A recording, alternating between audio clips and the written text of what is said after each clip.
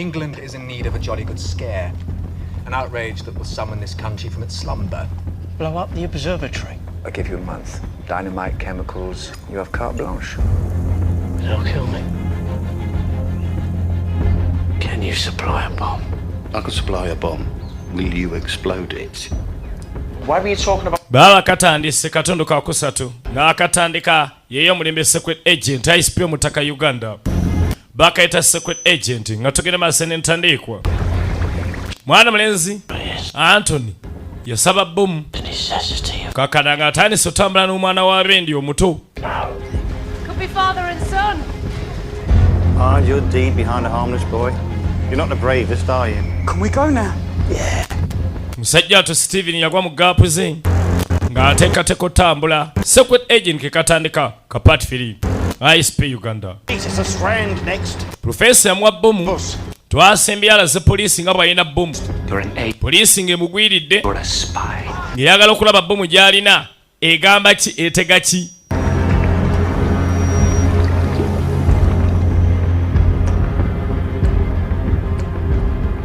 Baba tukatandika butandika. I'm so hopeful about it.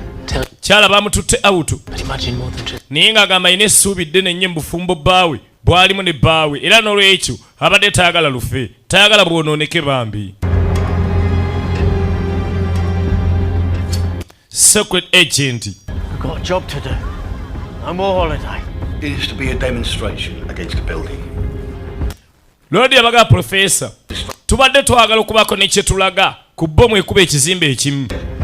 Bamugamba oli musiru kati bbomu esse muntu mulamba. Kyobadde oyagala ndosa kituukiridde. Twagambye tulabule nga toyogera. Bom! Bano bagitutte. I'll go for you, Stevie. No! Kakananga Stevie agibbye. Bannange negende balula Stevie. Kasajja katu bbomu yakakubye. Era Stevie yafa. Nga tukatandika butandika. Wabula yabadde n'ettaka edduuka. Edduuka lennyini lya Anthony. Kati poliisi n'eriraba. Fane naga kanzije. Ngono mbega munnaffe. Musajja afa informant. Poliisi n'ejjerabe. Lodi yadda awaka. Tamayina kyagenda kunnyonnyola mukyala. Kuba obulamu bw'omukyala bwonna abadde Anthony.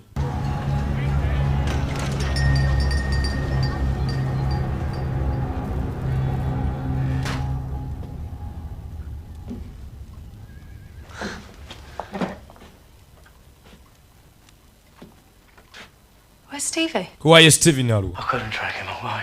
Munna yambuzeeko nange simanyi gyakutte. It's well like a dream, Winnie. Kiringanga kirooto. What? Eki? Just look after him. Weerabidde gyakutte. If he didn't... Simanyi. Ngenzo munoonya nga simulaba. Should I be worried? Is he... Kati kiki neeraliikirira ekiki? At the time of his life, Winnie. He's climbing trees. Wallahi munoonyeza nga simulaba simanyi gyakutte. I'm sorry. Nsonyiwa mukyala. Yeebuzaabuza. Chill. Nengamba tugumajja kulabika. I'll make you tea presently. Lwaki ekitwala ng'ekyokusaaga? Ng'ate abuze. Won't be so. I'll cause you no trouble. Tota mukyala sigenda kuleeta buzibu bwonna saagala weeraliikirire. Naye tugenda mulaba. Is that why you left Kent? Because you were getting a chill?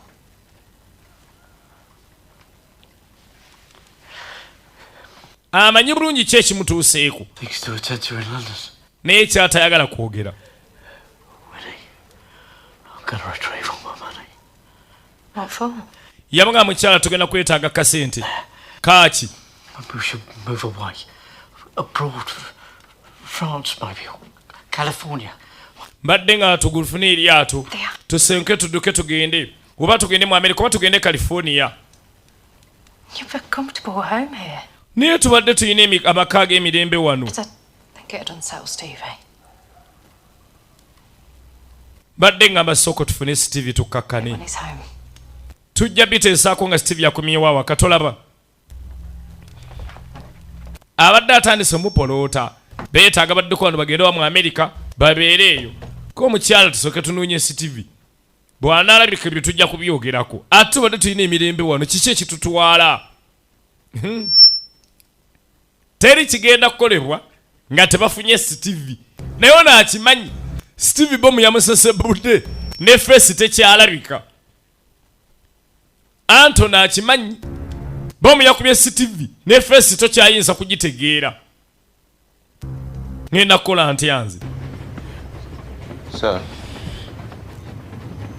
that piece of cloth you put in your pocket. Waya akatundu k'olugoye k'okutaako. One of it? Kabadde ki? Precisely that, sir. Is it significant? Kalina kye kategeeza. Ka mugaso. When intelligence is shared too much, it stops being any such thing. Yamugamba omanyi bwino wa omuntu oba olina amawulire g'ofunye bw'ogagabanagabana ennyo gaba tegakyali ga mugaso. For the public, it still looks like a profession of ignorance. Olaba mubadde mugamba nti nno kibi yakusaa kati bomu yeekubye abantu beeraliikiridde. We're following the leads on the two men, sir. Mukama wange tugenda gezaako ogole bye tufunyeewo naye mulinawo kye Why mulina. would I do that? To regain the initiative, to repair a reputation that has undoubtedly been. Njagala tugezeeko tereza erinnya lyaffe eribadde lifudde owulira kamisona poliisi yasaba beeko ne kyebakola ate nga bakikola mu bwangu ddala. Tubeeko ne kye tukola aye nga tukikola mu bwangu ddala. This is what might be said of you. That you concentrated on the possibility of a bomb that might go off at the expense of one that did. N'amugamba nnyo ekisinga okunyiiza ebirowoozo zonna bitadde kumalayo obudde ti bomu eyinza okubaluka mu kifo ky'okulemerako okugiremesa okubaluka. I say all this mindful of your so far. Kati obwongo bwo buno eno bufunyeewo ki bukya bomu ebaluka. Especially when you have no answers, no new information. Teeberezaamu nga tolina bya akuddamu byonna, tolina mawulire mapya. Well, Aha. Tuluwa.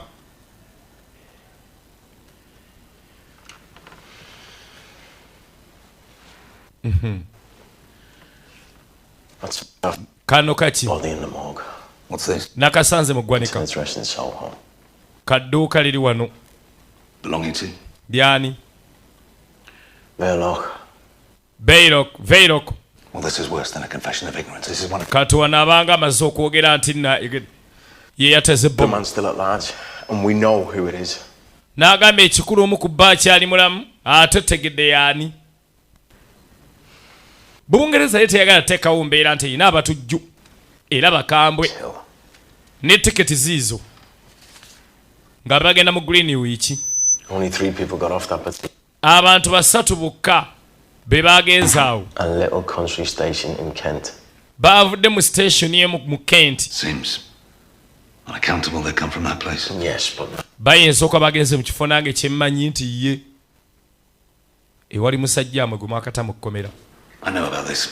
Kino nkimanyi Down there. yeah, that may be his alibi. The cottage era n'ekyo nkimanyi oba bakola naye. gift to him where he can find inspiration. Well, Ennyumba eyo baagimuwadde musajja wattu anoonye ekimusaamu amanyi okuwandika obutabo. Genda omubuuze. He's a suspect, sir. Laba yono suspect. Verloc was there with him. Ate Veirok yabaddeyo ng'ali naye. Very well. Kale. But conduct yourself with some delicacy down there. Baamugamba oba ogende naye weekwate na buvunaanyizibwa. Refrain from making accusations that you can't. Mbadde nkusaba totandika kusonga nnwe mu muntu nga tojja sobola zikakasa nti ntuufu alina abanene mu gavumenti. Perfectly, sir. Mpulidde.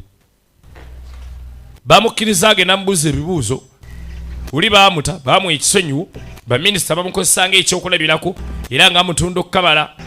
Tudde wa Veiroko ng'alaba giwunye ng'ategedde tabbu ezze ayagala kukwata akasente konna kabadde akuŋŋaanya agambye ayagala kudduka mu ggwanga. Yajja eno mulimbo najjayo ebyamabi najjayo akasente ke ayagala kudduka mu ggwanga. Tudda mu Kenti poliisi etegeddeko wano we baagenze ate ng'ennyumba eno bagimanyi.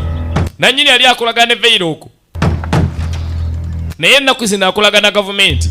Chief Inspector Heat. Yenze Chief Inspector Heat njagala kwogerako naawe. Heat's in Greenwich. Waliwo tiketi za gaali y'omukka zino 2 abantu bano baavudde wano nga bajja mu Greenwich. And interfere with me, you know. Munnayenze nsoma mpandiika butabo bwange saagala kuntaataaganya. People. Very influential. I know. Nina abantu ab'amaanyi ennyo mugongo gwange yamugamba nkimanyi. From Greenwich to here. N'amugamba abantu bano baavudde mu Greenwich nga bajja wana ne bava ne baddayo. You came back alone. Era baakomyewo bokka. Shock, no doubt. I'm in shock because you tell me he's dead. Lwaki otiddeko nati ntidde neekanze kubanga oŋŋamye nti mukwano gwange yafudde. All your influential people. Abanene abo bolina mu The gavumenti truth coming out. Not a man like you. tebajja kutaasa singa amazima ganaafuluma naddala ku musajja nga ggwe yagendako mu kkomera olwo sekretera gavumenti. In something like this. I didn't get mixed up in it. Nze sinabiyingiramu. What? Omanyi kimbulira.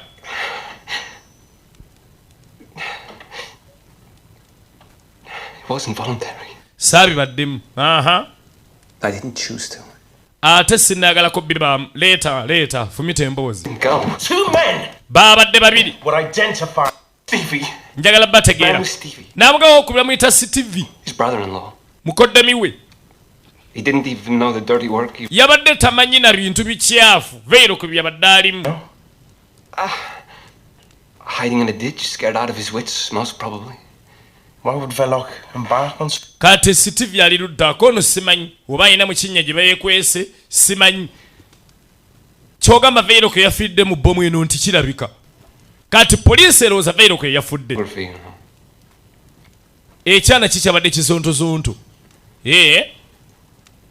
Lady Blackwood is my pet. Naye kyenyawe omanye n'abakyala Blackwood ali mabega wange. Bw'oba oyagala kunkwata. Quite immune. Nkimanyi tokwatwako, you're quite immune. Kimanyi bulungi tokwatwako ssebo. Naye ngo naamubuulidde nti Veero kwe yabadde ne Stevie mukoddemu oli kataala. Kati waaba Veero kwe yafudde gwe munoonya omulala ye Stevie.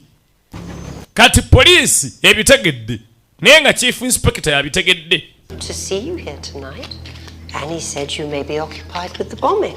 Waaye mbadde njagala ondaberera ekiro nga mugenda kuba bize ku nsonga za bbomu. Nina ensonga lwaki njagadde tusinkane. Hope you were rounding them all up. Ne bayise n'omu ku bakungu abava ku kitebe kya Russia. Softly. Vladimir. It's how we do things here. Well, that's procedure. Procedure. What sort of suspects? Wamma baani ba suspect Who are boyina. they? Bebaani. Anarchists, the political activists, including even the... Wamma ffe teebereza abayagadde okuba no bbomu bannabyabufuzi bano ababa sekretera gavumenti. Him in. Do you have any idea? Ayina kyomanyi ku bino. What if he is party to any such conspiracy? Mpozzi ng'ayinza okuba obuvuyo bulimu. Passion urging him on. Onina abakyala Blackwood. Only one passion occupies him, his writing, which I should... Laba yenzenna omulenzi oyo gwe mwogerako. Ekintu kyokka ekimutawaanya kati ekimukuuma bize kuwandiika butabo bwe. Takyasekretera na gavumenti. Tolerance can be folly, though, can it not? In the bigger matter of the security of your country, if these people are not suppressed... Maama wange eggwanga lino lyaba singa abantu we batte muno bakwateko bonna ne mbajjawo ate bagenda kwongera okubeera abobulabe ennyo nze nga munyweza amateeka ag'amanyi mbu naddala mu nsonga mu kitebe kya Bulaaya. intend to frighten us all. It's what he's in England for. You only have a dead body. Mwakafuna mulambo gwokka omufu Identify. gwe mutayinaako n'amannya. Oh, really? Kono tugenda kugamanya totupapiya. Confidential. Pozi byakyama. His name's Verloc. Gwe twagala muyita Veloc eyafudde. Twamutegedde. Fatality of the dead man. I see. You're party to different information, Mr. Ludden. Gwe badde olina amawulire amalala mukamange mwami Vladimir. Why? Lwaki weebuzabuza bwe njogedde Veloc? I have a very good hand, that's all. Tugambe nina emikono emirungi kyekyokka. Bano balowooza Veloc eyafudde. Kumbe Veloc uno mulamu.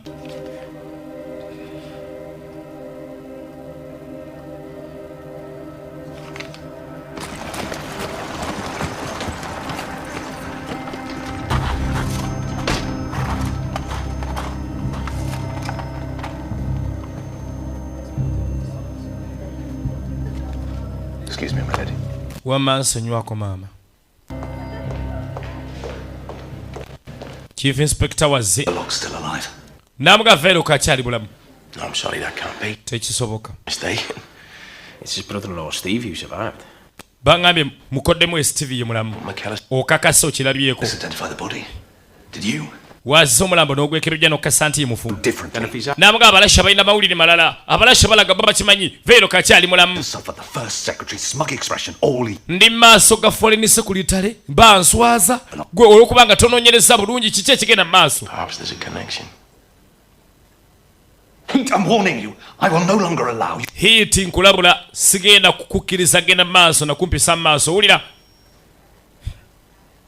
He's dead, Agent. How do you know that? Nze ndowooza mufu wokikakasa otya? Because he's also mine. Kubanga nange abadde era informa wange. The past few years. Wangi. Been making use of this man privately. Yeah, but now Ekitegeeza obadde oseka n'omusajja n'omukyama. Tiye. It's up to you. it would be a perversion of Did my you agent. hear me?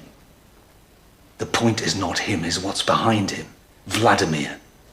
N'amugamba ekikulu ennyo si kyaki kye babadde baagala kukuba. Ekikulu kyani ali emabega veiro kuba yabadde ateze bbomu. Vladimir omulasha. Genda okakase. Veiro ke yafudde oba nedda. Hulidde? Make sure it isn't. Kiswazo tula maaso g'abakulu. Nga nze sirina mawulire ate nga abalasha bagalina. Thank you. Webale. Bamugambye anoonyereze. Yayinza olooza Stevie yafudde kumbe tannafa. Nga Veiro ke yafudde. Yalooza Veiro ke yafudde banoonya Stevie. Bamugambye ayinza okuddamu eri nga Veiro ke ye mulamu.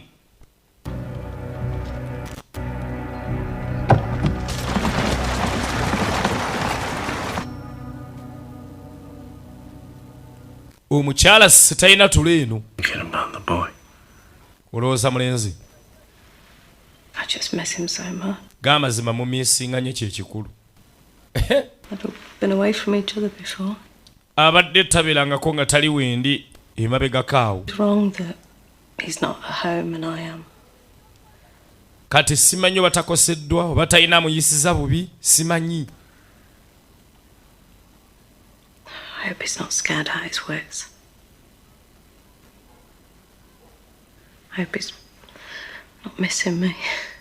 Kansubire naye gyali amisinga okamala. Sikakatsa. Just think of the good it's doing him.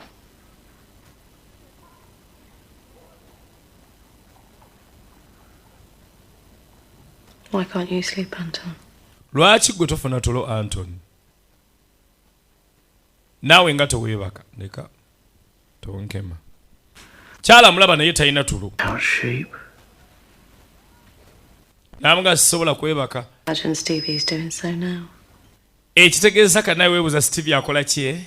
Nawe yakutte ku mutima bambi.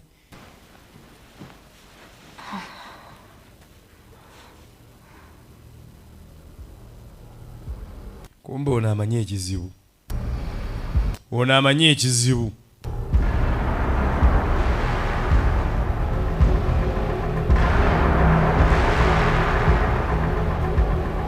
Tudda wa commissioner. Sit, sir. Wangi ssebo. Kati n'omukulu nga naye alumba ate abamusingako. It's the beginning of a dynamite campaign. Kambuuze simanyi eno ntandika campaign ya dynamite. He gave me his word in this room that we would be safe from any Labayo. Yampa ekigambo kimulumuno nanga tetugenda kulumbibwa yadde ekyobulabe kyonna. conspiracy. Not in that way. But the professor supplied the bomb. More transaction than Mukama ng'ebintu birimu ssente ne diiru endala. that requires some delicacy, some Ensonga n'amawulire gendowooza nti nno geetaaga kukwata mpola. There's a figure in the pay of a certain embassy, Waliyo omusajja Mr. Verloc, gwe bayita abadde asasula mwami Valok ku embassy y'Abalasha. the Russians. This was a Russian. Valok alabika Abalasha abadde bamusasula. Kyoga bino by'Abalasha. People are impossible. A Turk would have more decency. Quite. So what do we do about this Verloc? Kati Valok ntugenda mukola tutya? Offer him immunity. Badde nga tumuwe ekisonyiwo n'obukuumi atuwa ebyama byonna ku Balasha. Yes, sir.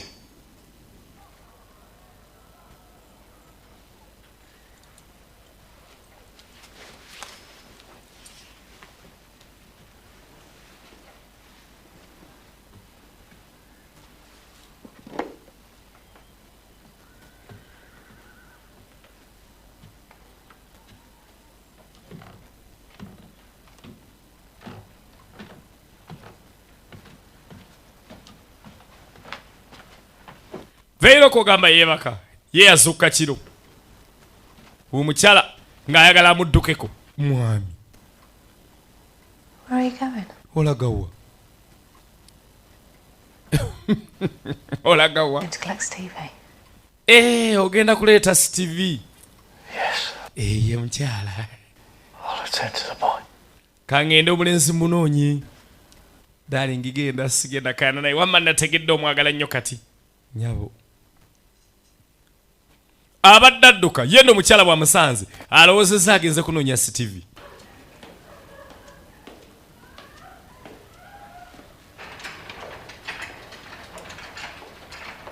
wabula kye yakola yakwata kubo n'agenda mu ggwanika alabe wayesebo Yes? kiki Is there a body here? waliwo omulambo gwe baleese wano Body's here. I'm in the one recovered from Greenwich Park. gwe baasanze mu paako gwakubiddwa bbomu Are you? Thought I should see it, that's all. njagala gulabako kye kyokka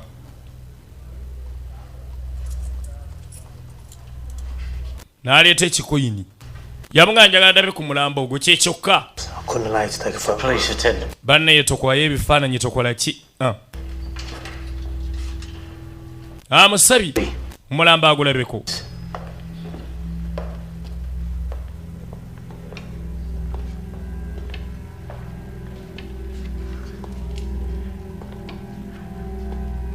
baamuleeta ogumulaga kubanga ebyo byabaddewo yadduse byonna ebisigadde teyabitegedde yajja asooka alabe ekyatuuse ku CTV mwana binda talina musango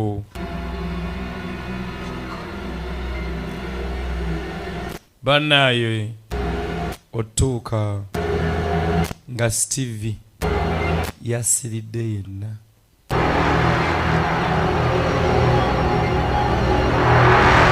yasiridde yenna bannange yenna yasiridde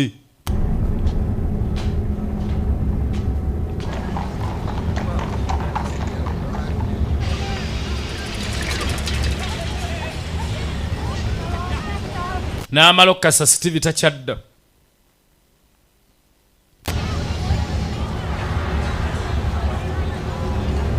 bwe yakasa CTV takyadda n'akoma otulika Patfield the secret agent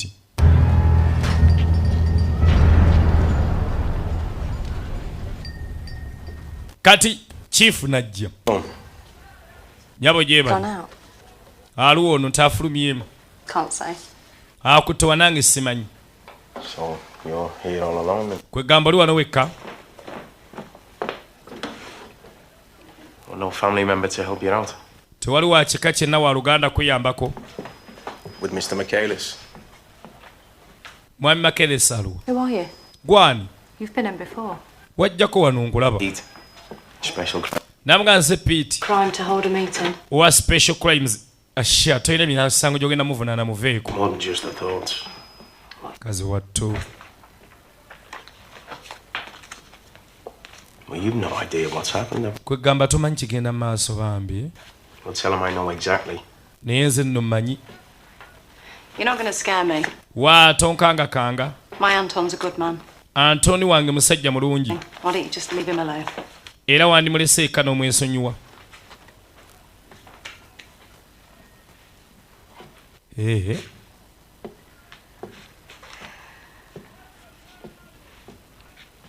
You recognize this? n'amugamba kati kano kaani mbuulira nnyabo Is this address? I wrote it. kano kaffe kakooti So Stevie wouldn't get lost. kakooti ya Stevie twakamusibako alime kubula So it's from Stevie's court. kitegeeza kava ku kooti ya Stevie Is it torn out like this for? n'amugamba ye kyekyokka It was recovered from Greenwich Park. twakazijje mu paaka The bomb outrage. Have you heard of it? ompulidde Heard of it? I haven't. wawulidde bbamu yabalese mu Please paaka don't bear too much. nabiwulidde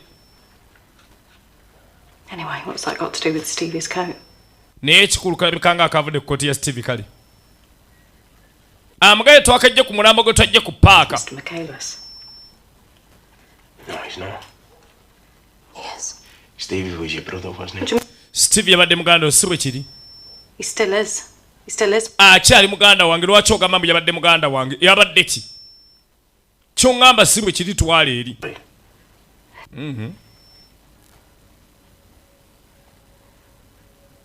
He said he was climbing trees, getting his trousers dirty. He said he was having fun. yaŋŋambye agenda kumunoonyera amuleete totandika kuŋŋamba nti Steve taliiwo. Tell Mr. Verloc. Gamba mwami Verloc tinjagala kwogeramu naye. Ulidde? Nze ŋŋenze.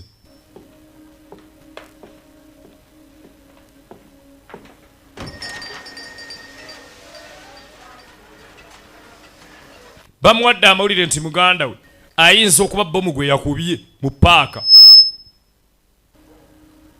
Ng'ate bbaawo tagamba. Ate ng'obulamu bw'omukyala buno bwonna bubadde bwetoolola ku CTV. Kataala we. Kiki kino kyempulira? Bannange kiki kino kyempulira? Najjukira nga bamutwala. Verloc ng'atwala muganda we. Era yamusuubiza omukoma emyawo. Naye nga bannange teyamuzisa ge mazima. Yamutwala n'atamukomyawo.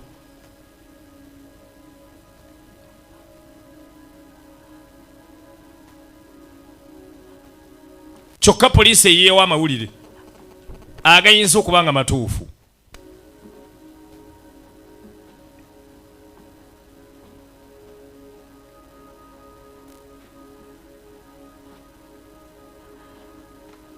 Banne yakutuka. Nawulira nga amaanyi gamuwedde mukazi wattu. Tulaba secret agent Patfield. Yawulira nga akutusa omugongo. Lodi abadde wano ng'alengera. Yeekwese. Fane n'amulaba. Why? You must have been mad. Olabika oli muguwa ddala ggwe. Wabadde yagala tega bbomu horizontal? Not anymore. I was humiliated by you. Omanyi naswaziddwa lwakuba ggwe. I'm ready. I've been told to stay away. Baŋŋambye siddamu kusemberera. Others have plans for you. Gavumenti n'abakungu abanene mu gavumenti mbu balina pulaani zo. That's not what they want. Why are you here? Kati gwe okola ki wano? I want to see your guilt. Njagala kulaba nga gukusinga. Njagala nga olaga nti olina ekikkaabirira, ng'owulire olina ekikulumiriza, ng'owulire otidde. Look at that. Look. N'amugamba laba kano, laba. Laba taaga eno. Omwana waabe ndiguwasizza. Almost blown to bits. Yasiridde ena naggwaawo. She knows. Ate mukyala we ategedde. She knows. Mugambye. Genda onyonyere ebikwatako omukyala mubuulidde. For you. Bakunona ate ky'oba omanya. Bagenda kunona. Weesirwase ng'okimanyi. Bakunona. Nze ŋŋenze.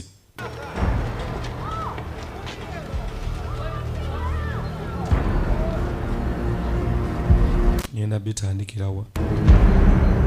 Omukazi ngenda mugamba ki?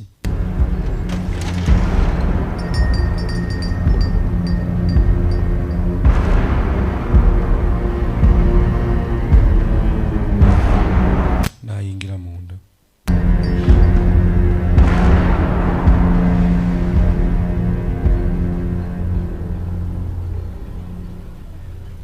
I so hate life.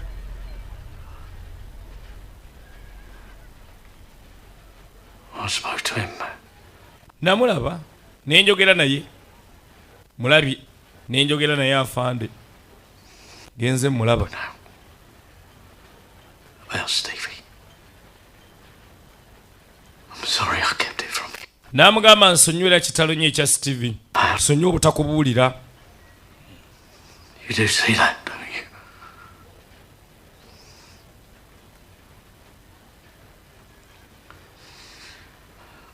But if you let me explain. Look. Labayo. Yes, I got Stevie involved, but I had to. Winnie. I've had no choice in any of this. I take Ekituufu nadde siina kusalawo mu bino byonna. because I'm a spy and they wanted an explosion. Wabaddewo abasajja bano basipaayi ba Russia nga baagala bbomu okubaluka mu Bungereza wano. Abusing me when Ne banneeyambisa nga siina wenfulumira. if I hadn't agreed to do it, Baagambye singa nagaanye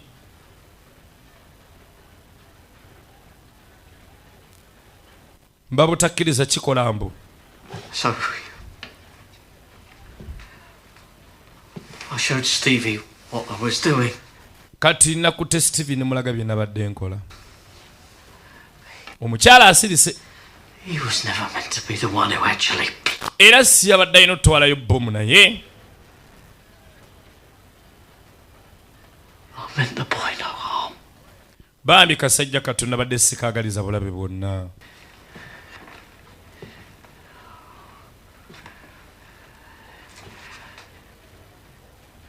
How could he just come in here? Nina abantu balina olugambo oyingira otabuyingizibwa n'eno n'ojja n'otokota ebigambo bitakukwatako. Thinking of a way to tell you and he just waltzes in. Mbadde nnoonya ngeri gye nkunnyonnyolamu kyokka ye najja n'amala gatokota bigambo. It's the policeman in it. Abasajja ba poliisi bano n'olugambo. Tebategeerekeka. Empathy at all.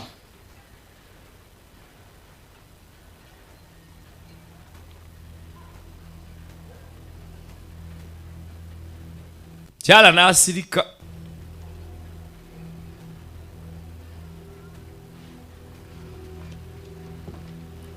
Omukyala n'asirika. Kubaga amazima byamuweddeko. Talina ansa.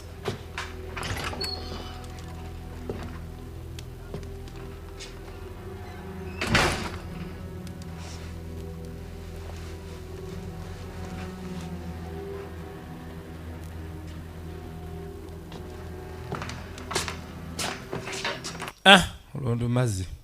Kuwulidde.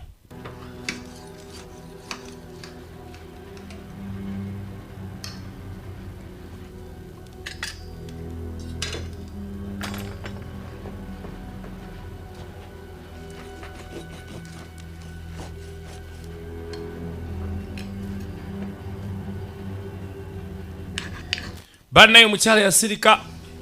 Lodi n'agenda alye. Ekyo nkyogwedde. Nkikubyewo kiwedde. Prosecution. Tumwabire, tumuvunaane. Making use of him wasn't keen at all. I'd had a word with the Foreign Secretary, if you ask me. And they're thinking? Nayogeddeko ne Foreign Secretary. Babalowooza ki? I would just look blind or feeble. So we need to make an example of her. Kwegamba ekitegeeza twetaaga okubako ne gwe tufuula ekyokulabirako. Make the employment of these spies unpleasant to their employers. Twetaaga nti nno okulaga abambega bano n'abatuwa olugambo babeere bawulize era b'amazima eri ababawa emirimu.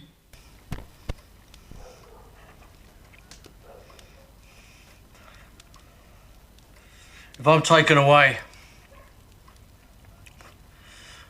singa bantwala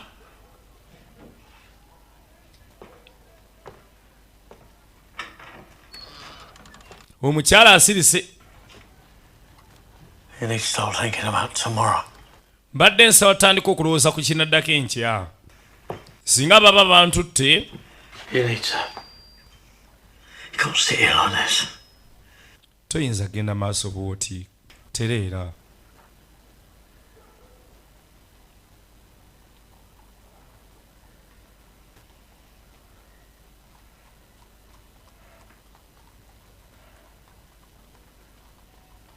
I knew you'd take it hard.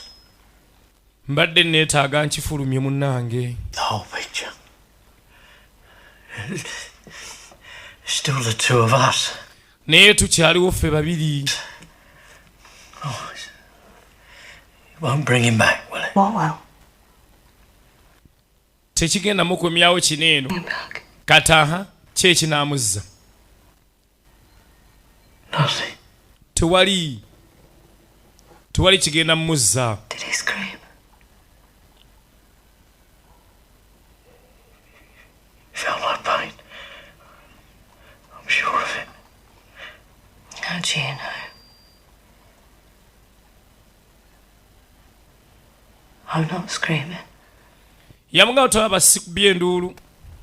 Sireekaanye. I feel so trapped with it. I thought there'd be an end to all our troubles, and it's ended up being nothing of the sort.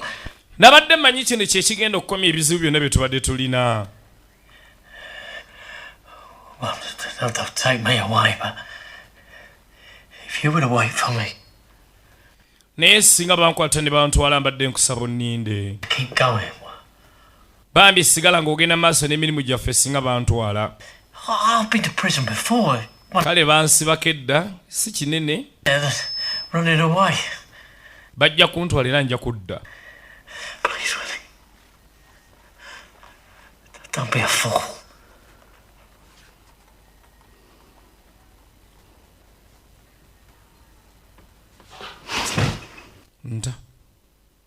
Ta.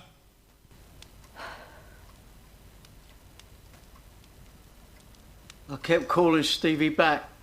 Tetuyinza kuzza Stevie ky'oba omanya. But he wouldn't listen to me. Luli namuyise nga njagala dde naye nga tampuliriza. Carry the bomb. N'akwata bbomu n'adduka nayo.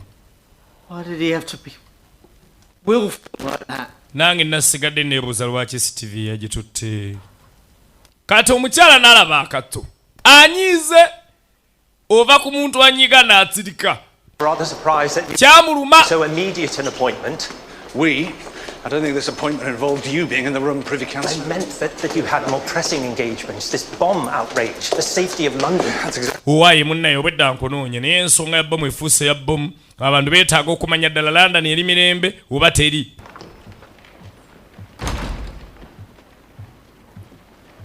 Baalumba abalasha ne balumba Vladimir. Sebo n'obeera emabega bbomu. You know him.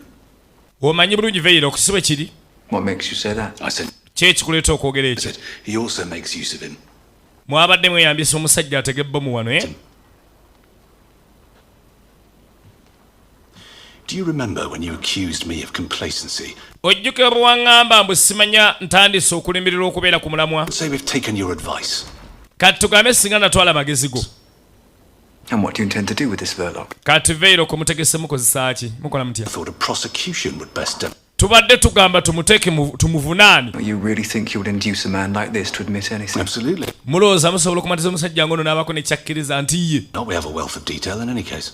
Tulina amawulire mangi ajja tuwa n'amawulire mangi ag'abantu babadde akolagana nabo. We're well aware of the genuine article. That's why we can't be distracted by shams like this.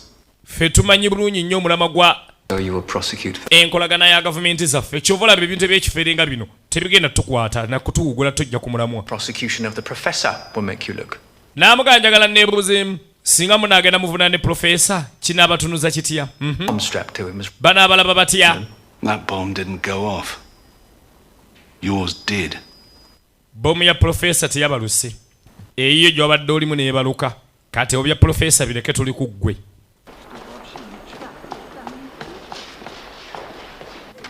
If Verloc's dead, then they'll be after us next. I run all over. Nze kyemmanyi singa bana baagala kukwata Veiro ffe tujja okuddako. Kati mikwano gya Veiro balaba. Pretty right here. What do you mean? Once you've disclaimed any connection to the bombing, you can fasten yourself onto Verloc's widow. N'amagala bayo kati gw'onoomala okwetegulako singa banagezaako kugamba nti olina akakwate ku bbomu ya Veiro. Kwata bukwasa essimu yo. Ensonga zonna zisuule ku nnamwandu we. Bano balowooza Veiro yafudde. I hope she might love me. Munneeyo omukazi nabadde mukwana nga ndowooza ajja kunjagala.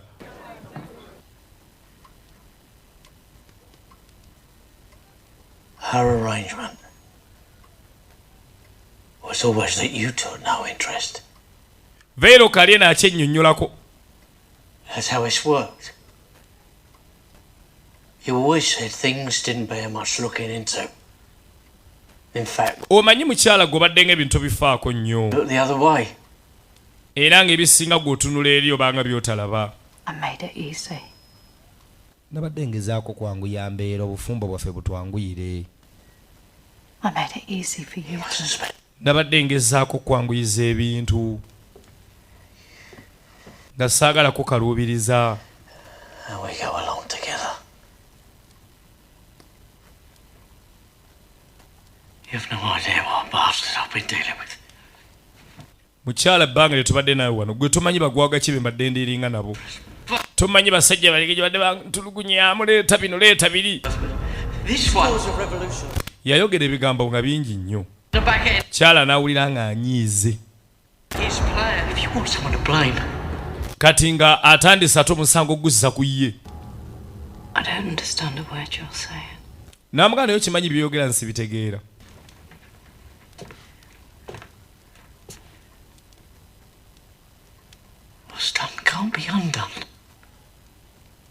toyinza kugamba mukyala kintu kisobola kutereezebwa tusobola okijjawo.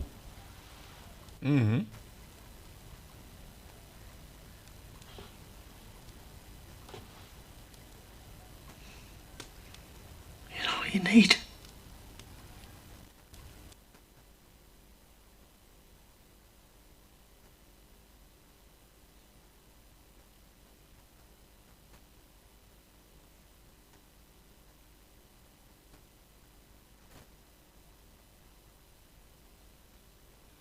Omanye tunno omuntu nga tomanyi kyoyina mumukola.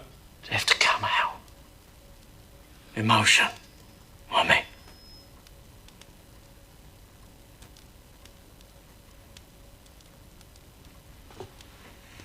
N'amuviira. Go for a rest. Ogenze kuwummulako. Ekisajja kino. Bit of peace and quiet, yeah. That'll do the world of good. Wano wasirifu. Kambeere wano kinyamba.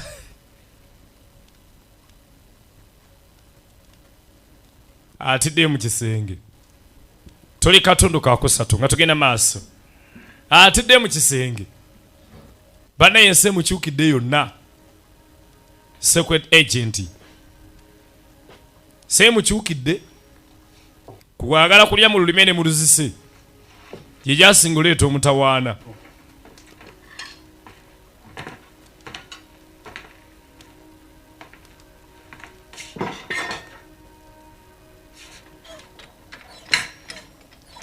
Nagezaako yeekubire kutuzza anyweko.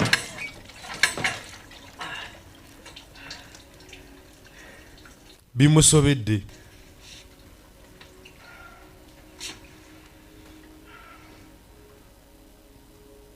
Embweno.